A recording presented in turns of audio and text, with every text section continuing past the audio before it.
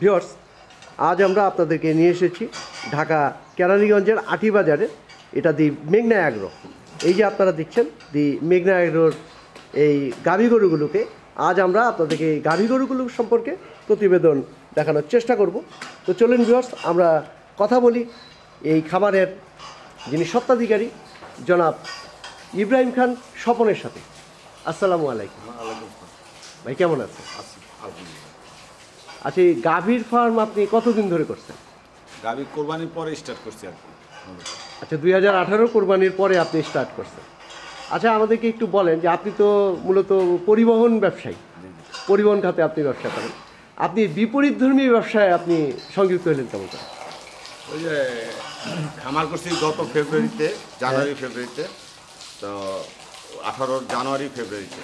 আচ্ছা, তো ওখানে গত বছর কোরবানিতে অনেক গরু বিক্রি করতে পারি আমি। অনেক গরু বাজার পড়ে গেছে, গরু ফেরত আনছি, যেহেতু এই কারণে গরুর খাদ্যের যোগানের জন্য মূলত গাভী করা এবং গাভী দুধ দুধ বিক্রি করে যেমন ওদের যতটুকু রিকভারি করা যায় আর কি, খাবারের টাকাটা ওই উদ্দেশ্যেই করা। আচ্ছা, আপনার এখন কয়টা গাভী? গাভী আছে 12টা।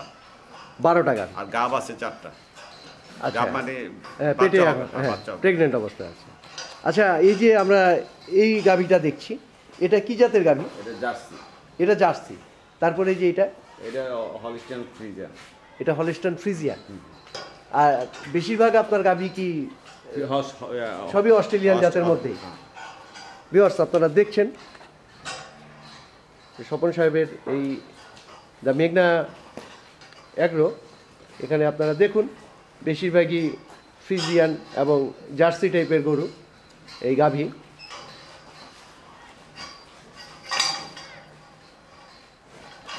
আচ্ছা, এটা কি ফ্রিজিয়ান? হ্যাঁ, বড় জাতের গরু। আচ্ছা, ফ্রিজিয়ান গরু চিনার উপায় কি, এটা কি আমাদেরকে একটু বলবেন? ফ্রিজিয়ানে কালার সাদা কালো। হ্যাঁ, হ্যাঁ। এইটা চীনা দেখলে বোঝা যায়। আচ্ছা, এই যে ফ্রিজিয়ান গরুটা এটা আমরা দেখছি, এটা দাঁত কয়টা? এটা 4 দাঁত। 4 দাঁত। এটা কয়বার বাচ্চা হয়েছে? বাচ্চা ফার্স্ট ইস্যু, বাচ্চা হবে। বাচ্চা হবে প্রথম? এটাও প্রথম। আচ্ছা, এটাও প্রথম। হ্যাঁ। আচ্ছা, এরা বাচ্চা হয়েছে কোনটা? বাচ্চা এগুলি বাচ্চা হচ্ছে। আচ্ছা, এগুলি দুধ কি পরিমাণ দেয়? এগুলি 15 থেকে 18।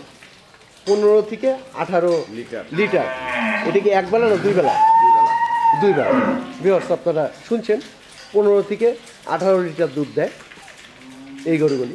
আচ্ছা, আমাদেরকে একটু বলেন যে এই গরুগুলির পিছনে, একটা পূর্ণবয়স্ক গরুর পিছনে প্রতিদিন খাবার পিছনে কি পরিমাণ অর্থ ব্যয় হয়? 500 থেকে 600 টাকা। 500 থেকে 600 টাকা এই কর্মচারী সহ। তো এত টাকা ব্যয় হইলে এগুলোকে, তাহলে কি এগুলো থেকে প্রফিট আসে? এখন দুধ আগে তো 22 লিটারও হইতো। হ্যাঁ। যেহেতু এগুলি সব কনসেপ্ট করা, এগুলি সব পেটে আবার বীজ দেওয়া হয়েছে। আচ্ছা। সুতরাং এগুলি এখন দুধ আস্তে আস্তে কমতে থাকবে। হ্যাঁ। আবার নতুন সিরিয়ালের দুধ এগুলি আবার বাচ্চা হলে আবার এদিক থেকে দুধ বাড়বে। তাই যখন বাচ্চা এভাবে 25 লিটারের গরু আছে, ওগুলি দুধ রেশিও অনেক কমে আসছে আর কি। আচ্ছা, এই যে এগুলো চিকিৎসার ব্যাপারে কি করতে হয়? চিকিৎসার ব্যাপারে ডাক্তার আছে, কন্ট্রোলার আছে বেশি জরুরি হলে। আর যেগুলি ছোটোখাটো জিনিস এগুলি আমাদের রাখালরাই পারে। আচ্ছা, রাখালগুলিকে ট্রেনিং দেওয়া রাখাল? হ্যাঁ, ওরা অনেক পুরনো লোক, অনেক বছর যাবতই এই লাইনে কাজ করে। ওরা জানে কোন সময় কৃমি করতে হবে, কোন সময় ভ্যাকসিন দিতে হবে, অ্যানথ্রাক্স দিতে হবে, হ্যাঁ, কতদিন পর পর কী করতে হবে সব জানে ওরা।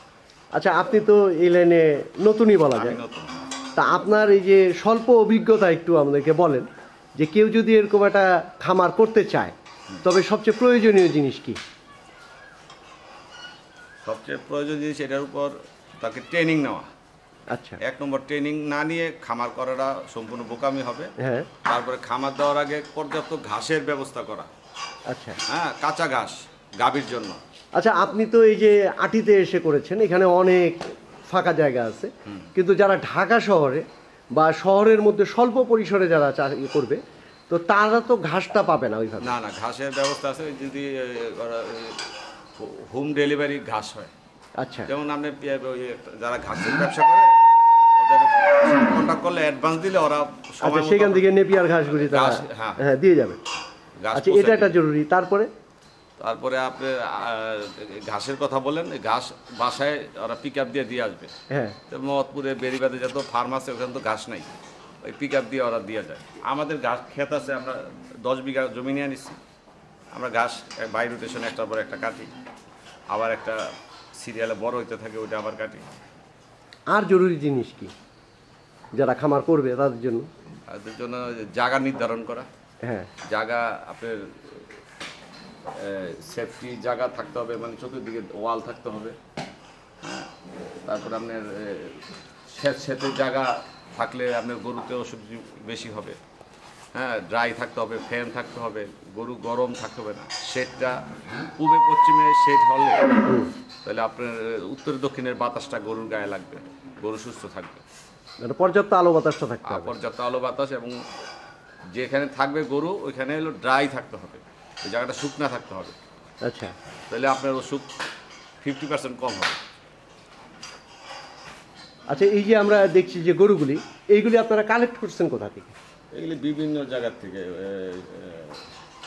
মানে কোনো খামার থেকে না? সিরাজগঞ্জ থেকে করছি, খামার থেকেও করছি, তারপরে ঢাকার থেকেও করছি। মানে বেশিরভাগ আপনারা খামার থেকেই করছেন? খামার থেকে করছি। এই যে গাবগুলি, এই যে গাবগুলি করছি এগুলো খামারের। আচ্ছা হ্যাঁ, এইগুলি খামারের গরু, এগুলি খুব ভালো, যাতে আরও 2টা আবার কালকে দেওয়া যাবে। আমার বীজ মিস হয়েছিল, পরে আবার ওরা বীজ দিচ্ছে, বীজ ধরছে, ডেলিভারি দেওয়া যাবে। আর হাট থেকে গরু কিনেন? না না, হাট থেকে তো প্রশ্নই আসে না। হাট থেকে দুধের গরু কিনলে বোকামি হবে পুরাপুরি। আচ্ছা এইটা কেন বোকামি হবে? এই যে বলবে যে দুধ এই দেশের হাটে যে গরুগুলি বিক্রি হয়, হ্যাঁ। ওইটা যে কোনো একটা প্রবলেম হওয়াতেই হাটে গরুটা নিচ্ছে। ওইলে গরু সাইড আসছিল, অথবা গরুর কোনো বড় ধরনের সমস্যা আছে, বা গরুটা আর কনসেপ্ট করবে না। হ্যাঁ, আবার কয় বিয়ান্তি এগুলি শিং ওরা বুঝতে দেয় না, মানুষকে মিথ্যা কথা বলে। এতে করে আপনি দেখা যাবে গরু আনছেন 20 কেজি 20 লিটারের দুধ গরু কিনে আনছেন, দেখা গেল 7 লিটারও হয় না। কিন্তু এরকম জায়গা থেকে আনতে হবে, যে কোনো জায়গাতে ফার্মের থেকে, খামার থেকে আনতে হবে। মানে তাহলে আপনি বলছেন যে এই হাট থেকে গরুটা মানে না কিনা, গাভীটা না কিনা বেটার। গাভী গরুটা না কিনে হচ্ছে সবচেয়ে, কিন্তু খামারে তো অনেক দাম চায়। দাম চাইলেও আপনার যেমন এই যে গরু এই ফার্স্ট ইস্যু ডেলিভারি, হ্যাঁ। এটা মনে করেন লাইফ আছে, এটা মনে করেন এই যে প্রথম বাচ্চা হবে। হ্যাঁ, এটা আপনি কত দিয়ে কিনছিলেন? আমি 4টা কিনছিলাম 4.5 লাখ টাকা দিয়ে। তাহলে তো স্বল্প পয়সায় কিনছেন। মোটামুটি এটা কোন খামার থেকে কিনছেন আপনি? এটা ম্যাকডুবি অ্যাগ্রো। মেঘডুবি আগ্রহ থেকে আপনি নিয়েছিলেন? আচ্ছা এটা 4টা গরু নিয়েছিলেন আপনি। ভিউয়ার্স আপনারা শুনছেন যে এটা অতি মূল্যবান পরামর্শ, কারণ হাট থেকে যদি আপনারা গাভী গরু কিনতে চান তবে ঠকে যাওয়ার সম্ভাবনা খুব বেশি থাকে। আপনাদেরকে রেপুটেড কোনো খামার থেকে আপনাদেরকে এই ধরনের গরু কিনতে হবে। আচ্ছা স্বপন সাহেব, আমাদেরকে একটু বলেন যে আপনার ভবিষ্যৎ পরিকল্পনা আছে কিনা, যে ভবিষ্যতে কেউ আপনার এখান থেকে গাভী গরু কিনবে, এই ধরনের পরিকল্পনা আপনার রয়েছে কিনা? হ্যাঁ, অবশ্যই আমি কেউ আসলে যদি পছন্দ করে দিব, কোনো অসুবিধা নেই। আর ভবিষ্যতে আপনি এই খামারটাকে আরো বড় করবেন? বড় করবো, কাজ চলতেছে ওই পাশে। হ্যাঁ, ওই পাশে অলরেডি কাজ চলতেছে, গরু উঠবে, এই জন্য আরো বাড়াইতেছি আর কি। আচ্ছা এই গরুগুলির যে বাচ্চাগুলি হচ্ছে, এই বাচ্চাগুলি আপনারা কি করছেন? বাচ্চা ওই যে ওই পাশে আছে। না বাচ্চাগুলি কি করবেন?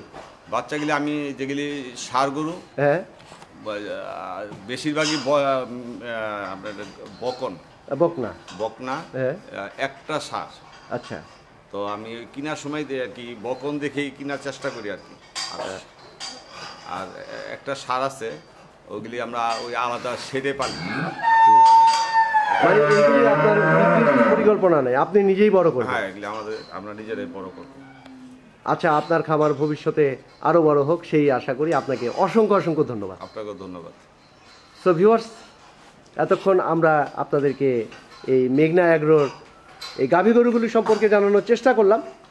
তা আমাদের এই ভিডিওটি আপনাদের যদি ভালো লেগে থাকে তবেই আমাদের সার্থকতা।